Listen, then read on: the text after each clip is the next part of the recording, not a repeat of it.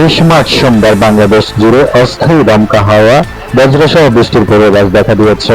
ঢাকা, চট্টগ্রাম সহ বিভিন্ন অঞ্চলে বিক্ষিপ্তভাবে শিলাবৃষ্টি হতে পারে। এছাড়া সন্ধ্যা নাগাদ কিছুক্ষণ আরো কিছু অঞ্চলে 60 কিলোমিটার বেগে ঝড়ের আশঙ্কা রয়েছে। দিনের তাপমাত্রায় সামান্য বৃদ্ধি পেতে পারে। বৃষ্টি ও ঝড়ের প্রবণতা ঢাকা, ময়মনসিংহ, খুলনা, বরিশাল, চট্টগ্রাম, সিলেট, রংপুর ও রাজশাহী বিভাগের অধিকাংশ স্থানে বজ্রসহ বৃষ্টি হতে পারে। ঝড়ো হাওয়া সন্ধ্যার মধ্যে দেশের কয়েকটি অঞ্চলে 60 কিলোমিটার বেগে কালবৈশাখী ঝড়ের পূর্বাভাস দেখা দিয়েছে। দেশের কোথাও কোথাও বিক্ষিপ্তভাবে শিলাবৃষ্টির সম্ভাবনা রয়েছে। ঢাকার আবহাওয়া দুপুরের মধ্যে রাজধানী ঢাকা ও এর আশেপাশে দমকা হাওয়া সহ বৃষ্টি হতে পারে। তাপমাত্রা সারা দেশে দিন ও রাতের তাপমাত্রা সামান্য বৃদ্ধি পেতে পারে। আপনারা দেখছেন NTN বাংলাদেশ।